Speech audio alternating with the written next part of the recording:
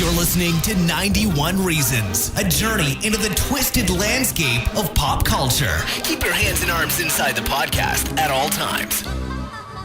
And now, the voice, Jeff Tucker.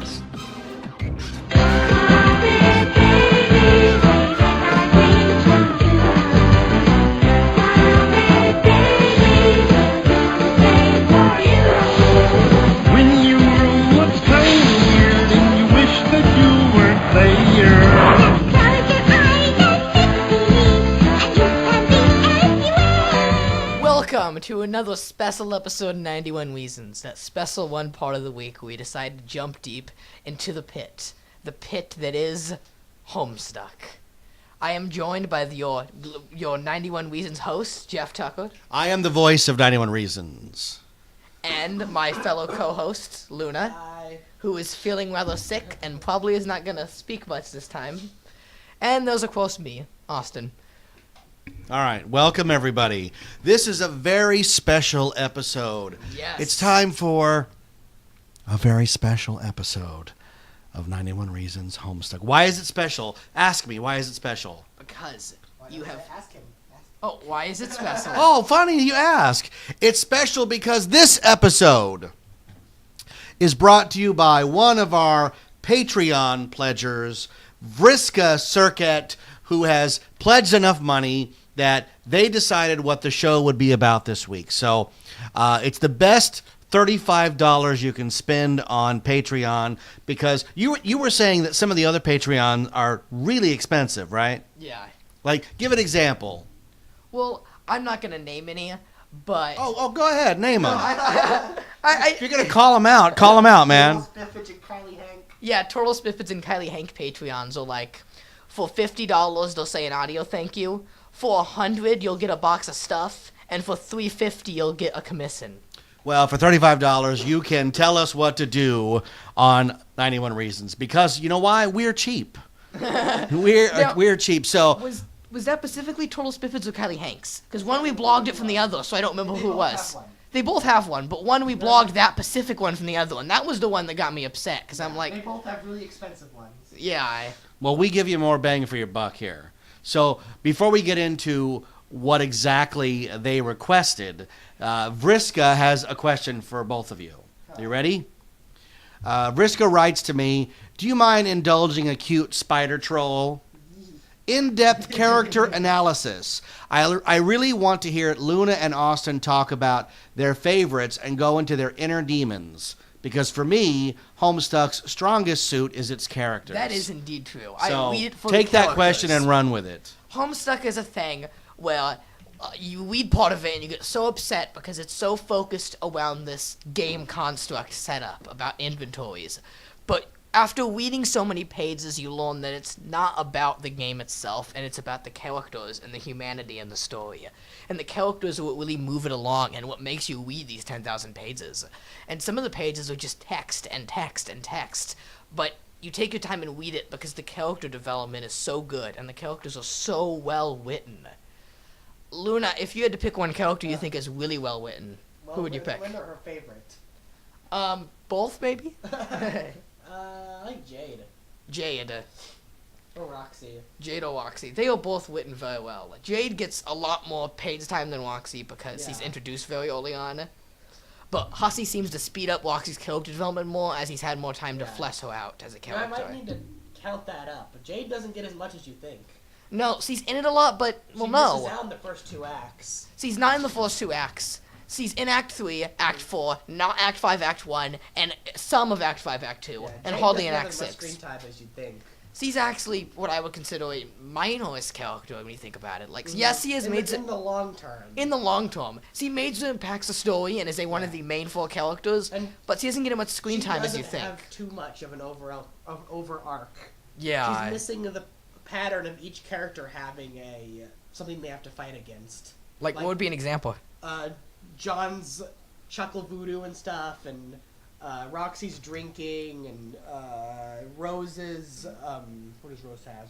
Her mom, I guess. Most kids get the Guardians. Yeah. They missed out on that. John has to face his fear of Harley Quinns against his dad. Jake and Dirk are all alone on their islands. Jade's thing seems to be that she's alone, too. Yeah. He's always That's alone like no the matter thing what. For the alpha kids. But it tends to be with Jade. Jade doesn't get that. Even if you correct a timeline, as we've seen, so still be alone during the You can 3-year see- meteor. Well, Jade's biggest flaw is, you see, she can't alchemize a good dress for a few pages. I don't know. Jade makes awesome dresses Yep. that she doesn't wear. She doesn't wear them. That upsets me. Like, in Homestuck, they make the coolest outfits ever, and then they don't wear them. And then they just wear the god tiers forever. Yeah. They should have alchemized their god tiers with those signature You outfits. can tell when Hussey gives up on a character because he just makes them corrupted.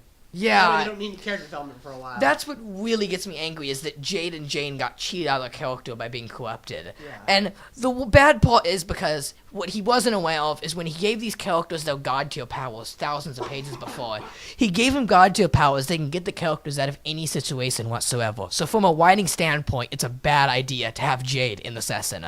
Her space powers can manipulate anything. So she always has to be in the dream bubbles, being mind controlled a lot, being asleep, just so that she can be out of the way and there can be a problem in the story.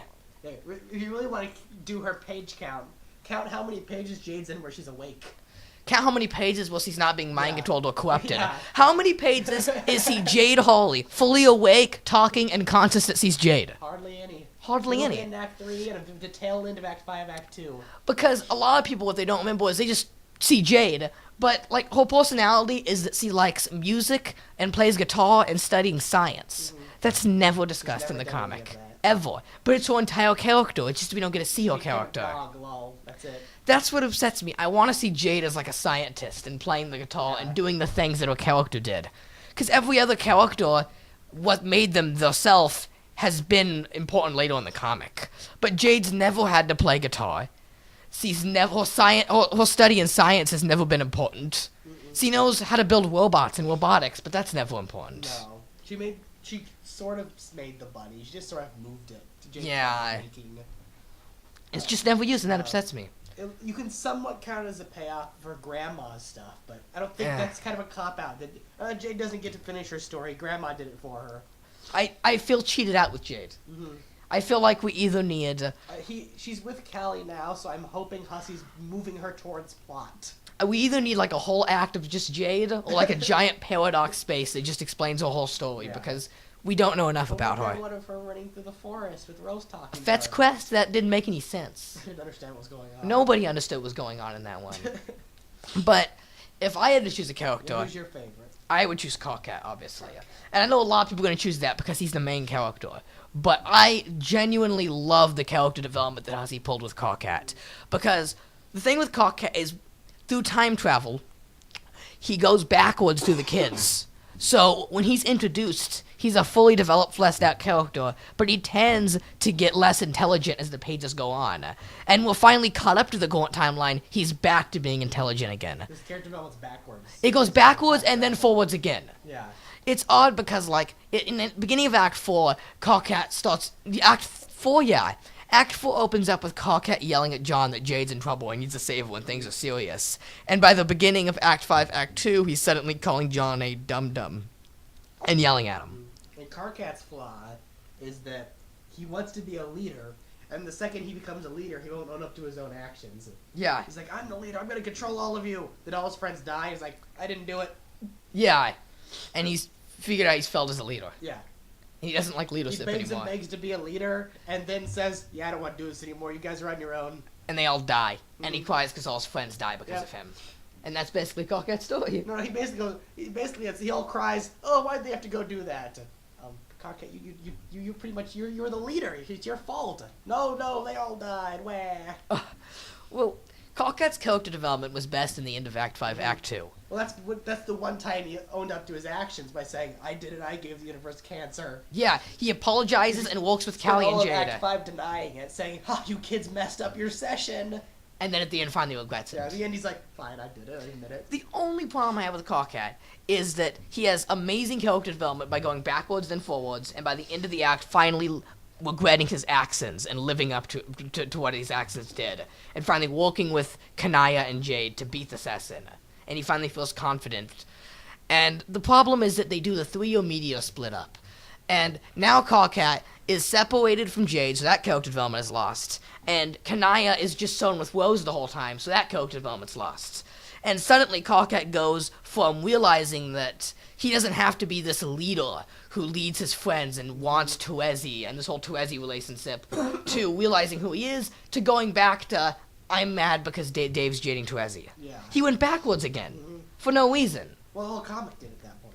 That's why we're retconning it. Yeah, I guess. I mean, I hope by retconning it, we get real Carcat character development, because I feel he went backwards in the media. And by those final media chats by the end of Act 6, he becomes really unlikable. And it upsets me that he did that. Like, why would he go so far for a character to make him unlikable? Obviously, Hussey's making it on purpose. It's Hussey's writing it. He's going to redeem himself at some point, right? Carcat lost out on character development during the meteor. He finally got his back when they arrived at the session. He started doing all the stuff about not wanting to use time travel anymore. Yeah, Dave's fully fleshed out now. Yeah. We had all the scenes of him. And Carcat just ran through the forest some more. I feel like we've gotten so much character development recently about Tuezi and Roxy, it's overwhelming. The one thing Carcat got to do was feel angry when Gamzee was attacking Tuezi. Yeah. And giving up on Gamzee is a big character move for him. Yep, and realizing that Tuezi is more than just a romance he needs in the media. Just realizing that Terezi's more important than Gamzee. Yeah, he needs... Well, in general, that his friends are more important than Gamzee. Yeah. And that it's time to give up on Gamzee. What's more important than Gamzee? And to go towards his Maybe friends. Eridan. That was the only character development we got. We've gotten so much character development on John, Roxy, and Tuezi that the other characters haven't really gotten much. Dave just got a bunch, but Jade doesn't get any, Carcat doesn't get any. And when I will play as Carcat and talk about Carcat's character, I always refer back to the end of Act 5, Act 2 chats. And a lot of people go, that stuff's outdated and doesn't matter. But when was the last time we got a full chat with Carcat? Canon would have been when he talks to himself in the infinite loop. The first time he's shown the meteor. Well, no, he has a the only thing we got was a full chat with Kanaya and Jade in the forest. That he was scared of Jade being mind controlled. But that's retconned.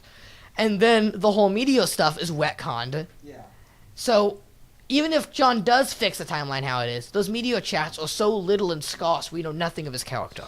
The only thing we got of Carcat fully talking was Metabound. And that was like old Carcat again. Yeah. The password thing with the door. The password thing with the door, and then he misses Jade and he misses his friends. He also talks about how he's so alone lately since Kanaya and Rose have been together and Dave and Tuezi with the Mayo making Cantown. He just kind of sits alone. And that's all the character development really got. Sort of like a Jade thing now. Carcat's just alone in the media, so no character development can be created once more. Another character written out of this until later. So, once we get done with the whole... Spade Slick's gonna show up, and he's finally gonna get something. Yeah, I'm guessing that once the entire Scored Sisters Vriska Tuezi arc and John and Roxy arc ends, because that's what the comic's focused on right now, also Vriska and Mina. Yeah. It's like everything's relating around Vriska, Mina, John, Roxy, and Tuezi. Once those characters' arcs get ended, because it's obvious at this point that the Scored Sisters arc is finally coming to an end, and that Vriska and Mina's arc is going to come to an end. You see all these arcs coming to an end, and all these new arcs beginning. But you realize that Hussey says there's only one mega-sized act left, and it's about the size of the post-Gigapause one. So about what, 600 pages? The problem is 400 to 600 pages? that's perfectly enough to end Vriska and Mina, but to not end enough John to and continue the Roxy, rest. to end Tuezi, and to end everything currently happening right now. Yeah. But when you end all these stories, you go, oh my god, it wrapped up perfectly. Wait, what about Carcat? What about Kanaya? What about Solix? What about Rose? What about all these characters that had plot lines that never went anywhere? Over 2 years ago, Solix flew off with Nepeta and Fefui. Where are they now? We have no idea. Tavros never got wrapped up. Yeah. But once again, those characters can get wrapped up very easily, I That was feel. exactly 2 years ago. Yeah. Hussey says, though, that Nepeta and Fefui is a underdeveloped character in Poliwin. He admits that. And he says Nepeta and Equius are joke characters. Yeah. So those stories could get wrapped up in a goof. They're gonna show Equius serving tea to Solix and Nepeta. But the problem is when you have characters like Carcat, Jade, Solix, Kanaya, and Rose, you can't cop out in the endings. They have to get a full final arc. I mean, and Spade Slick, too. Still gotta go God tier. Carcat hasn't even gone God tier yet. Yeah. I'm telling you, He has Carcat's... 1,000 pages left in the comic, and he still hasn't gone God tier. I It's think- in the epilogue. I think Carcat, when you find Spade Slick, is finally going to get a full arc. That, or what I'm thinking, is that Carcat is going to die, be the last troll to die, go in the Dream Bubbles with Jade and Callie, and they're going to have a story together. We're gonna hit Act 6, Act 6, Act 6, Act 1, Intermission 4, and then he's finally gonna become the the gent of void, Karkat. Oh God. That's a theory right there. I'm shocked that like Karkat hasn't alchemized any new outfits or any weapons or anything. No. I think Spade Slick's gonna give him like a Midnight Crew suit and gun or something. Mobster Karkat. I feel like Karkat, Callie, and Jade's being a mob together with Spade Slick. The new Midnight Crew. Yeah. What? Karkat is his aspect is blood, and he hangs out with Spade Slick, and they haven't made a joke about him getting blood on his suit. Nope, don't bleed on the suits. Haven't referenced it once. Because Spade Slick hasn't shown up in like over 2 years. Mm-hmm. Where's Spade Slick? I mean, is he saving it all? Still flying in. Is he saving it all for the game? Because that's canon now. He was flying in, and it's going to be a little over 4 hours. And Homestuck, a little over 4 hours means years in the real world. There's so much to wrap up. There's no way he can end it. I mean, he can end all the current arcs in about 600 pages, but the overall comic can't possibly be ended in the amount of time. Yeah. The comic's gonna break or something. We've already agreed that the comic's just gonna destroy itself and fall into meta hell, Wyatt. Like, some character's gonna break out of the comic, Take On Me style. The Take On Me thing, by the way. I was talking about this, and we figured out a fun little thing that may or may not be intentional. The band that makes Take On Me is called Aha. That's Hussey's signature laugh he does when he's laughing with all the characters. Initials. It's his initials and his laugh when all the characters are behind him. Mm-hmm. One of the most forced beta scene of the comic. So, coincidence? I think not. No, definitely not. Something's going on. There's a conspiracy. The whole comic's a conspiracy. Yeah, pretty much. Joey's brother. Joey's... X-Files theme starts playing. Yeah.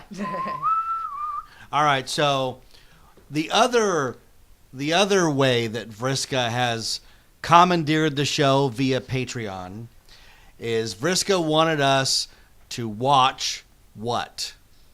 Homestuck. Homestuck. What's it called? Collab HQ. Collab Collab. HQ. Which, give us a history of that. What is Collab HQ? We talked about them a few episodes ago. What they've done is they are voice acting Homestuck. They've gone through how many pages? They're almost amino bound. Almost amino bound. And they voice acted the entire comic page by page. A lot of people get into the fandom by watching it because it's too tedious to read and a lot easier if it's voice acted. It's also the only way to get through some of those long pestle logs. I admit it, I've skimmed through some of the Alpha Kid ones in Act 6, so I rewatched the Collab Alpha Kids chats because they make it a lot easier to go through because there's so much of it.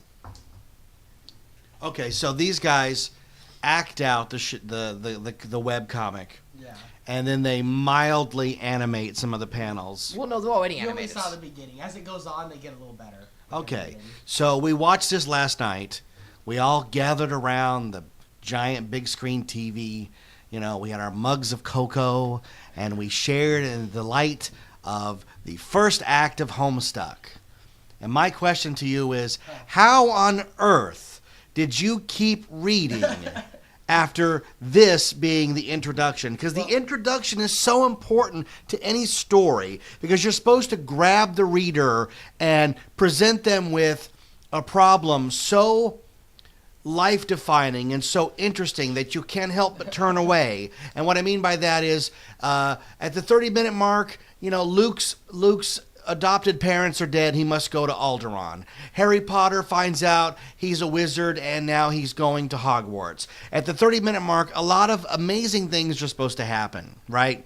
Building up to that, it should be interesting enough to keep you going. But, oh my God, the first act of Homestuck is so tedious. Nothing happens. That's because the technically 30-minute mark that gets you hooked isn't until the end of Act 2. You didn't watch enough. Yeah. It's like only watching the first 5 minutes of Star Wars, the scene where Vader breaks in the Stormtroopers. You gotta think in Stormtroopers. perspective.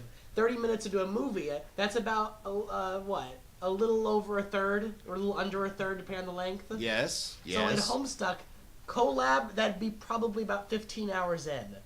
Would be the turning point. But that's ridiculous. You cannot take the Homestuck story and apply the 30, 60, 30 screenwriting. It doesn't work that way. That turns into 3,000, 6,000, 9,000. No. That'd be like applying it to the entire comic run of Iron Man. Like, it doesn't work that way. if you're doing a work this long, then it's got to be spaced out differently. It has to have within its story structure, it has to have 30-60-30, not overreaching 30-60-30. How about this? If you Lay look it at- on me. If you look at the Homestuck map on the website, is a map which is just chapters of the comic. It actually says on the side part 1, 2, 3.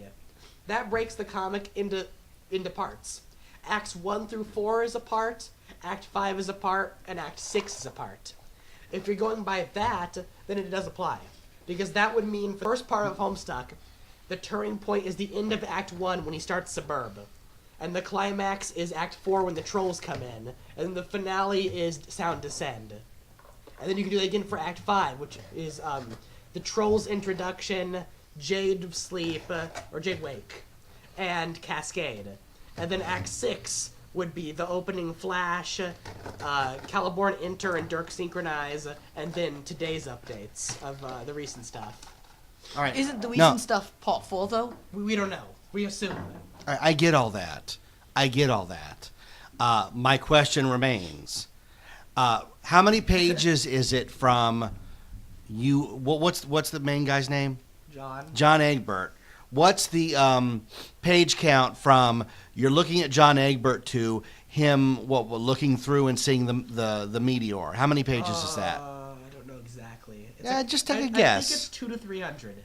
Okay, so 200 to 300 pages you're reading about this guy putting on stupid disguises, putting arms on a doll that he gets for his birthday, using cake as a glue, and constantly, for some unknown reason, over and over again, knocking items out of his inventory. Yeah.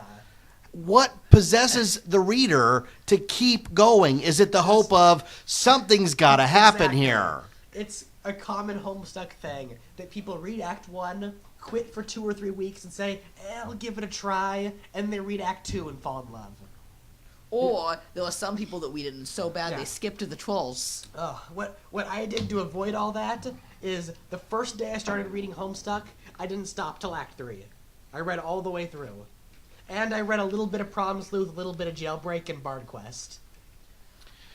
Okay, so we watched it, and you guys, did we ever give your review of like watching it versus reading it?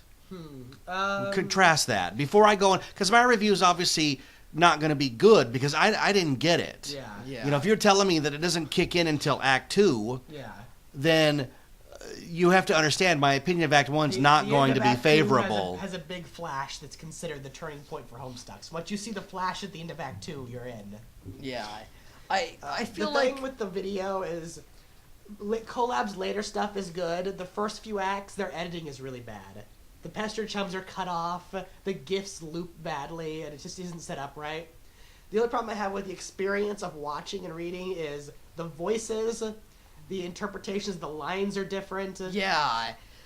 My main problem was a lot of John's words in the Pestalogs are in caps. Yeah. But the person just tends to go through the lines really quickly with it putting emphasis on those lines. Why is the game narrator English?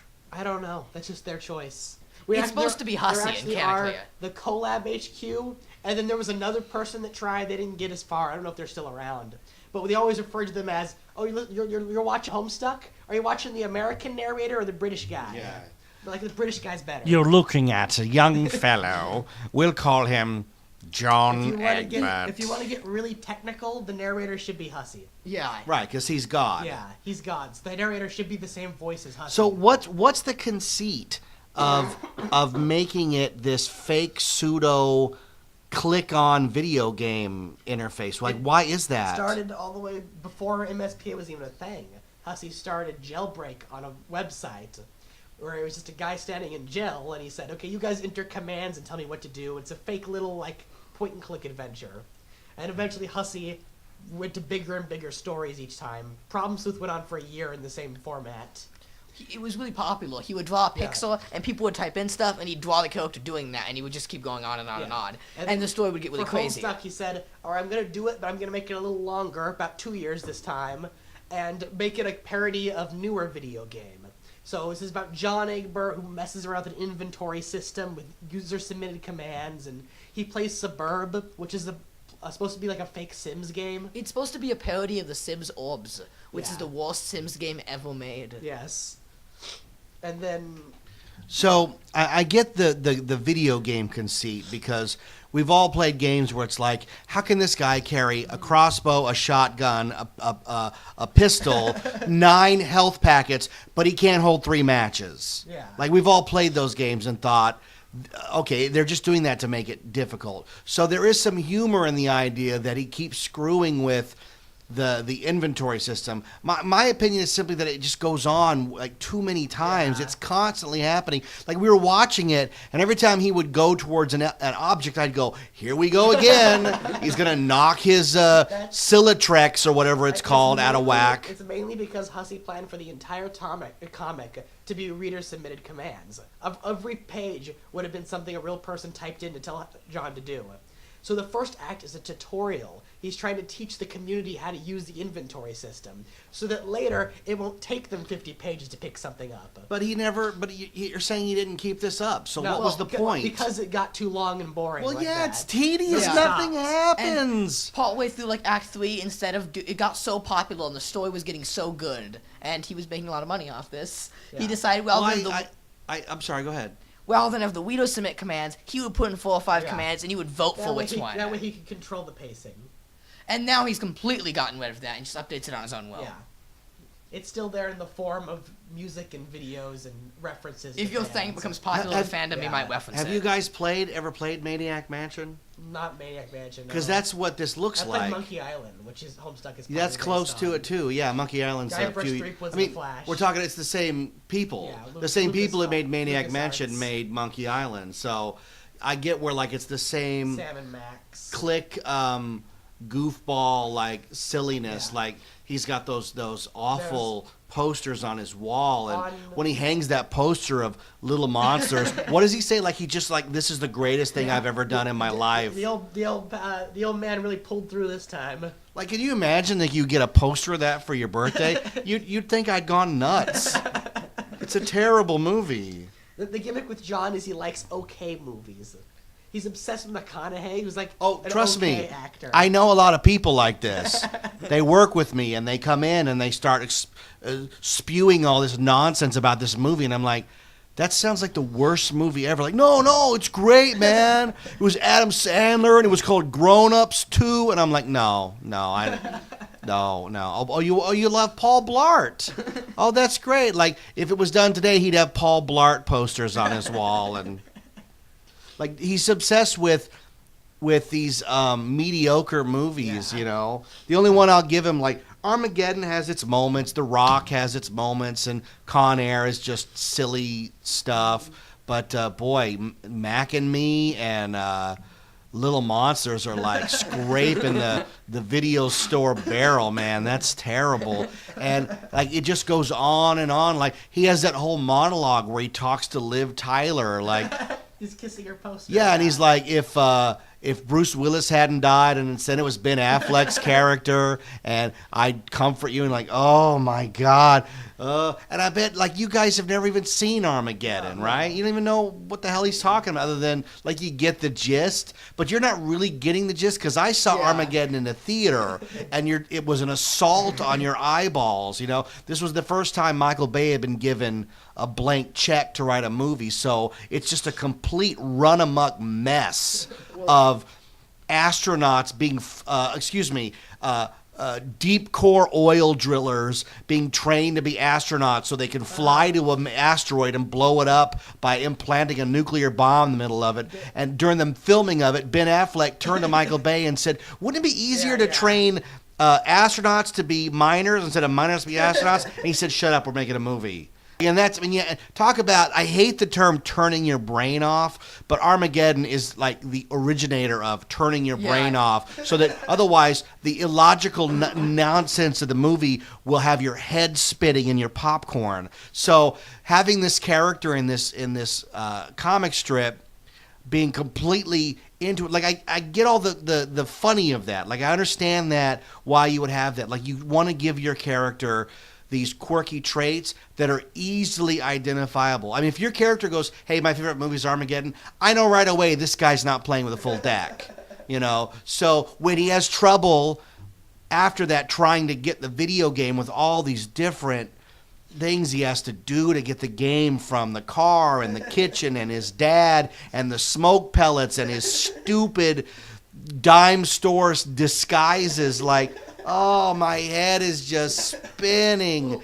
Yes, sir? The plot sort of formed on its own because Hussey wrote that Armageddon thing and then decided it would be another funny gag in Armageddon if a meteor was heading towards John's house. And that basically created the entire plot of Homestuck. Right, but he's not even referencing Armageddon when he does. He's referencing Deep Impact, Yeah. the other stupid asteroid movie. Is it both? Yeah. Yeah, but when he talks about naming it and all stuff, that's straight out of Deep Impact. Size of Texas. Yeah. Oh, that's so stupid. Oh, don't you love Dave's talk about Jupiter. movies he Is goes it on about? Jupiter? Yes, we are under siege from planet Jupiter. Yeah. In Deep Impact, Elijah Wood names it after his girlfriend, Lily Sobieski, and it keeps being referred to as an Ellie. Like, do you know what an Ellie is?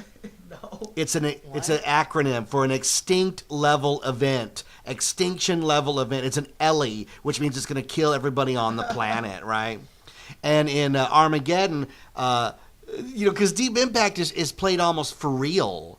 And Armageddon is a cartoon movie where this guy discovers it, and he goes, now I discovered I get to name it, right? And they're like, yes, sir. He's like, I'm going to name it after my wife. And his wife is smiling, like, oh, he's naming it after me. She goes, because she's a planet-destroying bitch, too. You're like, oh, there's Michael Bay right there. Nice job, Mr. Bay. So here's my question about this thing.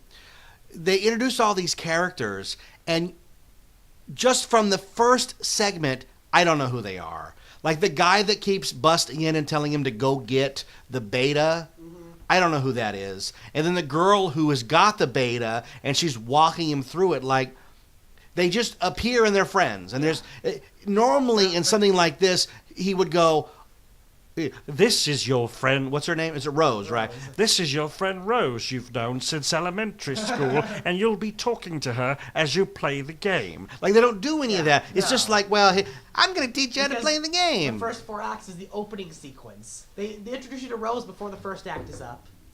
And when he first gets his first opens Pester Chum, it's only like 10 pages in. When he first talks to Dave, you can see when he clicks to talk to his friends, the list of all 4 of their chum handles, which is basically their names till you meet them. Right. On his desktop that has a picture of Slimer from Yeah. Ghostbusters on it. And the joke we were watching was, Austin says, you see the Slimer on the right side? And I was like, yeah, I see the Slimer on the right side. And I know the exact frame from the movie that's taken from, because he's being chased by the service cart that slams into the wall, because Ghostbusters is a good movie. Yeah. Now my question to you is, with the character being so obsessed like Hussey, because it's all Hussey proxy, with Ghostbusters 2, why is his desktop Ghostbusters 1? That's a very good question. Because John says Ghostbusters 2 is way better than Ghostbusters 1. Yeah, It's well, the not better according film. to his desktop. Well, he's also got a Will Ghostbuster Slimer on there. Maybe he Yeah. likes Will Ghostbusters more. Yeah, because you would assume he'd have the shot of Slimer driving the bus. Well, if we're going on this level, his desktop shouldn't be Ghostbusters 1 and Will Ghostbusters. It should be Ghostbusters 2 and Extreme Ghostbusters from the 90s. That's a John thing he would like. Ghostbusters. I could, because he likes Ghostbusters 2. I don't see why he wouldn't like Extreme Collab Ghostbusters. HQ's edit missed something. This is plot important.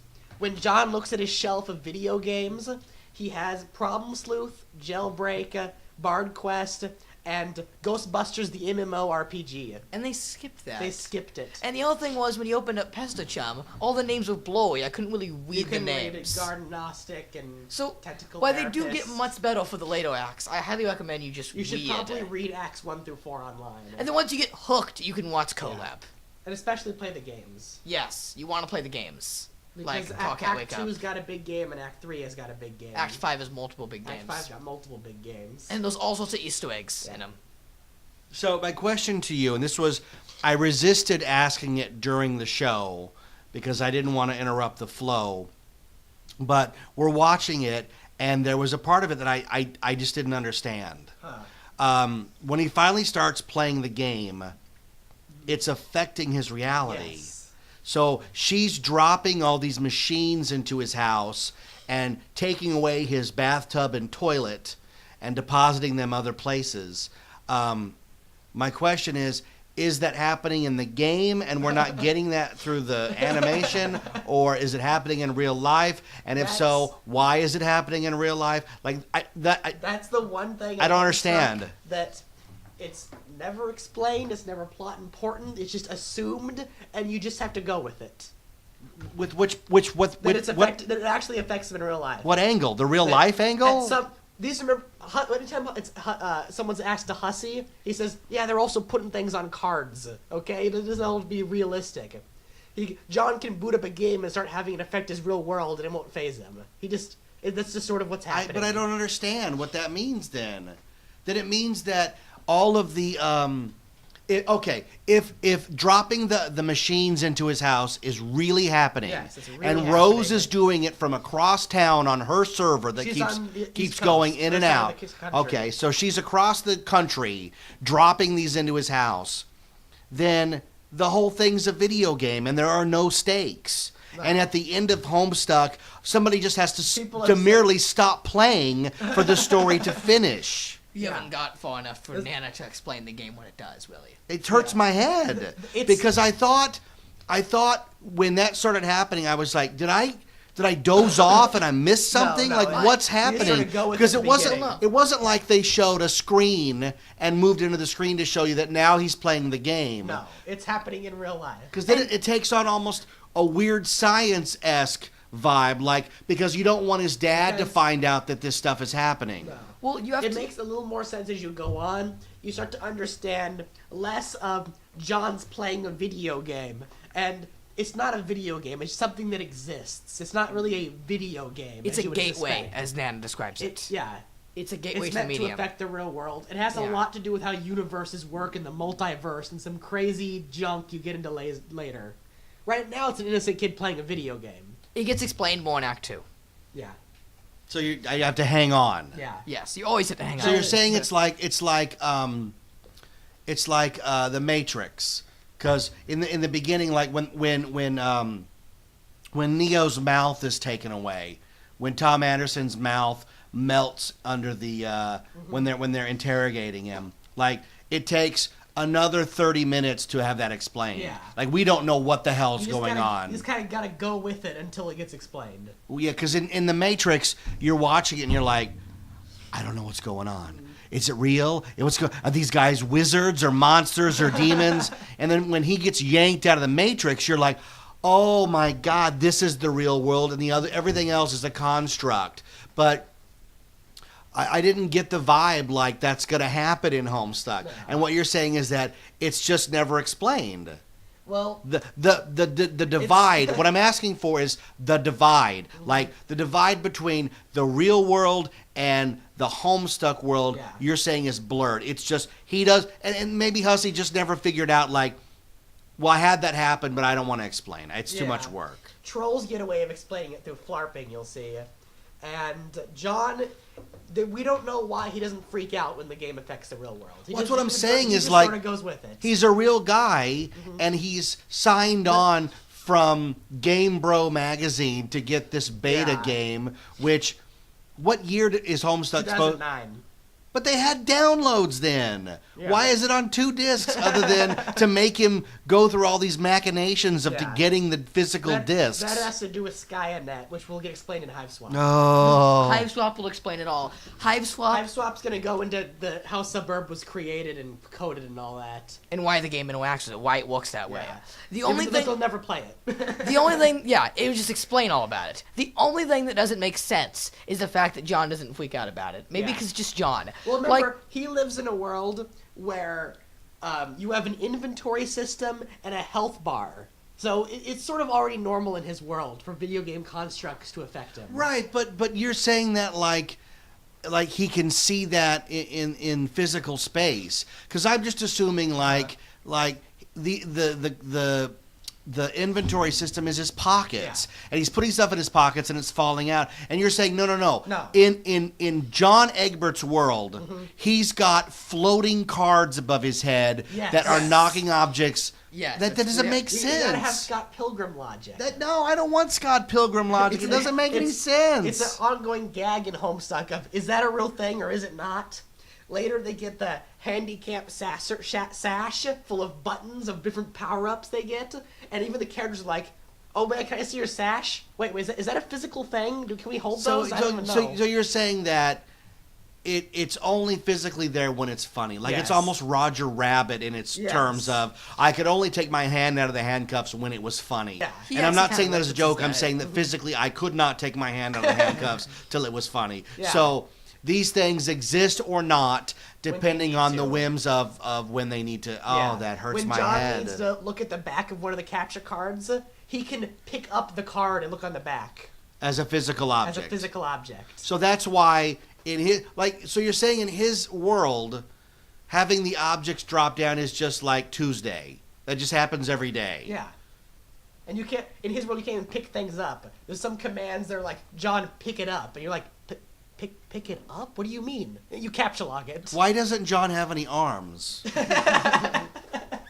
Because he has arms. There's one frame where he's got arms, where he's holding the fake arms, and then when he puts them away, he's back to being like a thimble with a head. That's the art style. That's the art style. That was a joke since Jailbreak. The first ever thing, Hussey drew a little guy in a jail cell, and someone said, where's your arms? Retrieve your arms. And he's like, you've got arms. It's just the drawing style.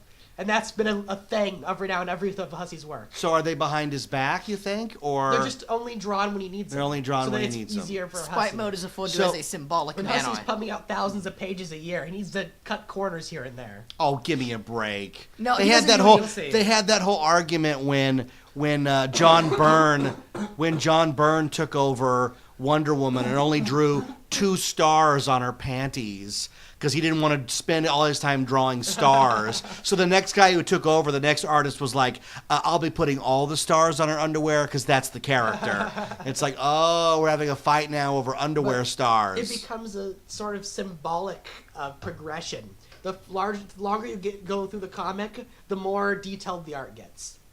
Starting in Act 3, he introduces hero mode, where instead of doing the chibi art, he fully draws the character. What do you think when the fan-inspired art and the art that he has made by other artists looks better than the actual thing that they're basing it on? It's a symbolic thing. Like isn't that characters weird? get more realistic when it's symbolically needed. That's bizarre to me. The newest Flash game over by far has the best looking art. Yeah. And if we go by what you're saying, that the world shown in John Egbert's introduction, that world is reality, then you're saying that his dad has no face. His dad has no face. It's not like how John sees his dad as a faceless guy who's raising him. Well, in the world that you're talking about, he really has no face. It's symbolic that he's faceless. He truly doesn't have a face. Right, because in Muppet Babies, you only see the legs of the woman. Now, to all you listening, he hasn't watched Act 2 yet. No, I don't know what you're talking about. No, he doesn't know. Act 2 and Muppet Babies. Oh my god. But Muppet oh my Babies, God. the babies live in Muppet Babies, which is ridiculous because Muppet Babies came out of The Muppets Take Manhattan, and it was a song that Miss Piggy sings about what would it have been like if we had all met earlier, and they flash back and show you the Muppets as babies in a nursery, all done through puppets, right? But it's a fantasy sequence. And the Muppet Baby Show became canon of, well, they all grew up in a nursery and here they are. No. I saw the movie, okay? And it didn't really happen. It was a what-if scenario. And the biggest thing that came out of Muppet Babies, not to digress to Muppet Babies, Muppet Babies created the whole idea of your favorite cartoon characters having grown up from children. So we got Warner Brothers, Bugs Bunny and Daffy Duck and Tasmanian Devil babies and Mickey and Friends babies. And it just became a really novelty thing that every studio adapted. And that like is the beginnings of you don't have to present the character in the same way every time. But the conceit of the Muppet Babies was that they lived in their own world where they created whatever they want, whatever scenario they want, Star Trek, Star Wars, Wizard of Oz, North by Northwest, you name it. And it was only, the reality was only shattered when Nana came in, and Nana was presented as only a set of legs, which was another, and they stole that basically from Tom and Jerry. And Roger Rabbit used it to great effect in its movie. But, like, see, in my mind, Nana had a body. We just never saw it. Nana had a body and wants and needs and loves and hopes and desires. We just weren't privy to it. But if you're saying what you're saying about Act 1 of Homestuck, then John's dad has no face. Well, a lot of people have headcanons that he has a face. You can draw him human. But he doesn't actually have a He's never drawn face. with a face a single time. No I think he's most like the dad on Calvin and Hobbes. The pipe smoking dad. It's very, very close. Well, they actually, even in Act 1, are making dad no face jokes. When John fixes Nana's ashes and said, "See, no one would be the wiser, except people with eyes." Right, well, his dad doesn't have eyes. He's all good to go. And it would also explain why his dad wants those Harlequin posters all over the wall, because he can't see them, and they're hideous, and they're everywhere. The Harlequin posters. You're giving the viewers feels. The feels are gonna hit hard right now. Are getting feels of the Harlequin posters. The Harlequin posters. What actor they explained in? Is that 4? I don't think 3 or 4. 3 or 4, yeah. The Harley Quinn poster origin story is harsh. The thing with Homestuck is it's so minimalist at the beginning. People create all these headcanons of what their skin color is and what they look like, and they get in fights about it most of the time. But Homestuck being meta and being a webcomic is so important later in the plot that and it's the game constructs too. That you learn what's happening is really happening. There really is an inventory there. There really is cards there. His dad really doesn't have a face. Yeah. Hussey even says when somebody asks whether Fefwee's actually chubby or not, he says it's a visual comic. You can see the characters, and that basically confirms the idea that what is happening is happening. Yeah. It's However not a they're drawn is representation. canon at the moment. At the moment, yeah. Whether they be in a fully drawn world or either 2D chibi mode, that's what their world looks like at the moment. Like, when a character is later on showing they have a cartoon thought thinking of something, they aren't just thinking of it. They have a physical speech bubble there that everyone else can see. Why? Because Why? it's a meta webcomic. I don't want. No. Why? Hussey makes Why? meta jokes whenever possible, every single opportunity. Have you guys ever heard of Who Censored Roger Rabbit? No. You have any idea what that is? No. The movie Who Framed Roger Rabbit was based on the book Who Censored Roger Rabbit by Gary K. Wolfe. And in the book, Who Censored Roger Rabbit is the star of comic strips, not cartoons. These characters who live around and live in Toontown are hired by the newspapers to pose and have their thought bubbles appear over their heads as physical representations so that comic strips aren't drawn, they're photos of all these characters. And what happens is Roger Rabbit gets the dip early on, and it's basically a parody of a story called DOA where a guy gets poisoned and he's got 3 days to figure out who killed him before he dies. So Who Censored Roger Rabbit is that, and the thing at the end is he does die at the end because he's drank the dip and his ink is being eaten away by the turpentine. But it is a world where thought balloons and all. I mean, I don't know if Hussey's read it, but it's very integral to how you're presenting this version of Homestuck because of the physical stuff that's appearing above their heads and such. And I feel like a lot of people right now aren't taking in the meta aspect of the comic into effect right now. A lot of the times I bring it up and people are amazed and say that I brought this up in a Homestuck Gary's mod server and I talked for an hour about it, and they said that I have an amazing mind and have finally realized what Homestuck is really about all this time. Mm-hmm. And I think that underneath Homestuck is a truly meta webcomic. That's the lesson. And the thing is that hasn't been taught yet because the meta-ness hasn't taken full effect yet, and it will. taken full effect. He's flying around a world where the comic's glitched, and he's flying out of the comic, and there's retconning, and they've gone pretty far already. Caliborn's masterpiece is supposed to be as far as they go, according to Hussie. That's then he gets the payoff. back to calming so that we can finish off the character stories. Now, did it start off meta, or did it become meta when Hussie realized there was no logical explanation or solution to the problems he had created? Because the way you talked at the beginning about how he's never going to wrap it up are the same arguments we had about Revenge of the Sith, where 5 minutes in, we're like, well, he's never going to wrap it all up because of all these characters. There's too many characters, too many problems, and not enough screen time. Is that what's happening here? It's impossible to tell Hussie's thought process. He's never fully laid out what he has planned. Well, of course there's no way to have his thought process figured out. You're not even sure if his wife exists. We've never seen Hussie. Fun fact we figured out that's actually more important than a fun fact is, I'm going to go a bit off topic here. Hussie is actually a color theorist. Yeah. And him and his father have developed the scene in Photoshop that matches up colors perfectly, so they blend well. That's why Homestuck is so visually appealing to the eye later on. Now, don't you complain about the comics in black and white. You haven't gotten to Act 5 yet. Later on, the colors match so beautifully, and the God 2 outfits are visually appealing to the eye. Everybody likes them. They look beautiful. Is there a lot of orange and blue? Yes. Yes, there is. Only with two characters. Only the two characters. And that's the reason why those colors blend so well, is because Hussie uses this machine to pick colors out for the comic. This is what he's used it for. And you can actually buy this machine. Yeah. And you can you try to use it yourself and try and make, as he describes, web comics and fictional works of media on the internet with these colors.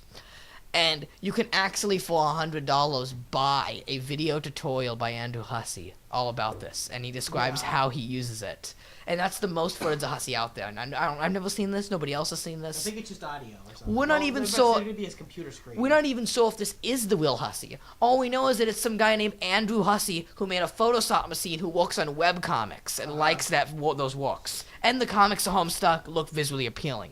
And that he's argued about color a lot. For example, he went on this whole rant about the dress yesterday. That meme, you know what I'm talking about. And he went on about what color it is. There was a lot of evidence that Hussie on that website really is Hussie.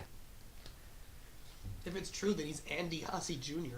Yeah, because his father is Andy Hussie Sr., right? Yeah. And Ryan North is Randall North. Yeah. So it's Randall North Jr. and Andy Hussie Jr. That's their names. The real names. Well, as you can see, Luna's about to die here, so we should probably wrap this up. What are your last thoughts on Act 1? My last thoughts on Act 1 are, if this was my gateway into it, it would be the last thing I watched of it. You need to watch Act 2 soon. Because that is the true. Well, maybe someone will pledge for me to watch Act 2. Oh, come on. Come on. You gotta do it now. In pure meta Hussie form, I ain't making a move till somebody pays me. Why? Come on. Hussie doesn't make a move without a check, man. They get that $2.4 million. And I work cheap. I work very cheap. And we talked about this with Hussie's $2 million that he spent. How much do you think he spent of that? All of it. He can't. He's got nothing He left. can't have spent it all. Because he's got to deliver a game now, a physical game. Physical doesn't have to be out till next year. He's still got to pay for it. And that costs money.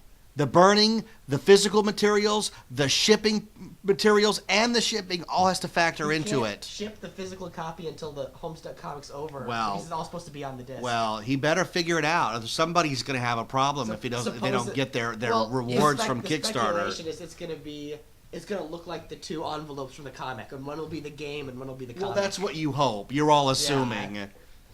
You're all assuming. If it ever comes out. It's gonna come delivered in a Taco Bell bag with a packet of mild sauce that says "You had me at Homestuck." It's got some of the Sweet Bro stickers on it. He has stickers. They're nachos, and when you scratch and sniff them, they smell like pizza. Oh, for God's He sake! gives them out at cons. Why? You didn't get any? He hasn't done them.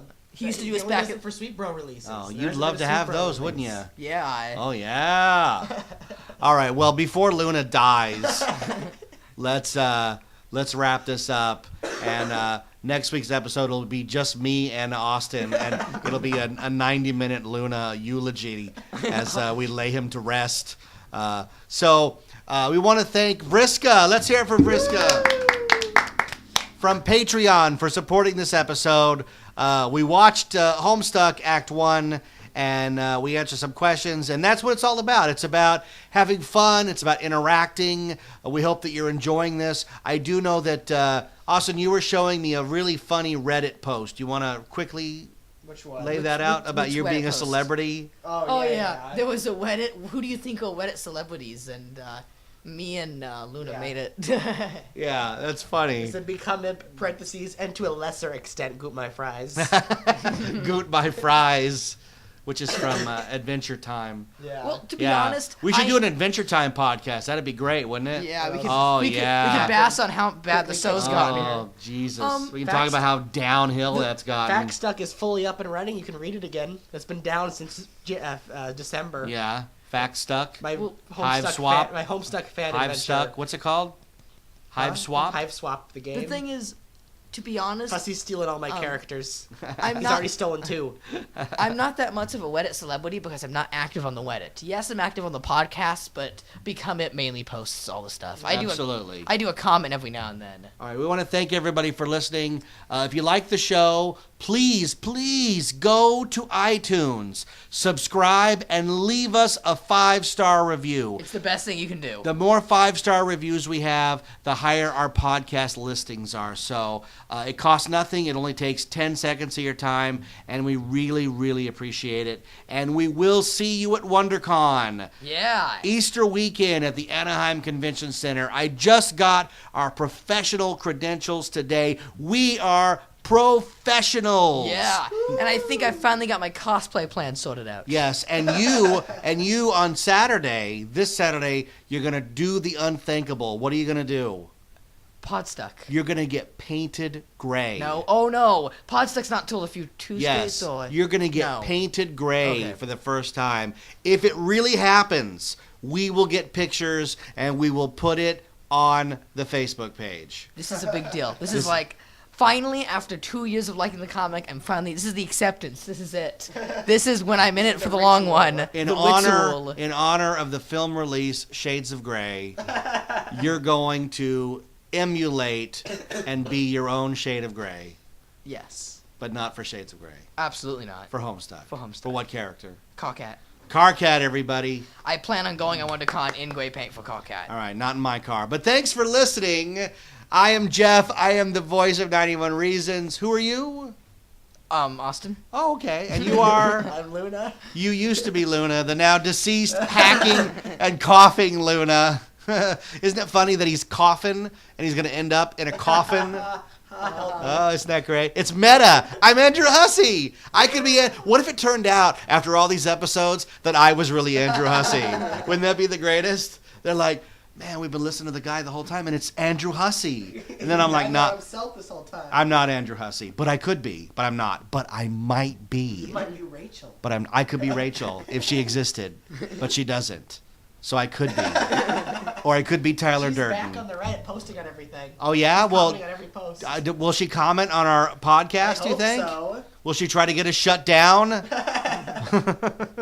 All right. Thanks for listening to our show, which we like to call 91 Reasons.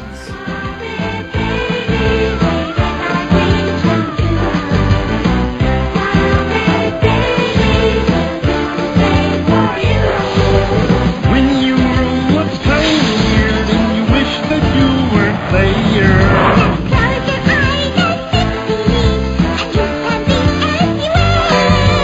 I like adventure. I love great jokes. I've got my computer. I'll play the piano.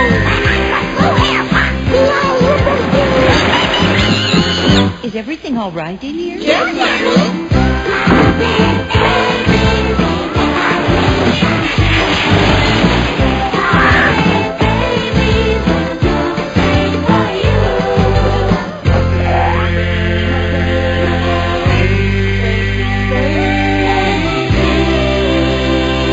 Thanks for listening to 91 Reasons. Please subscribe and leave a review on iTunes. Find us on Facebook. Is anyone even still listening? Blah, blah, blah. Blah, blah, blah.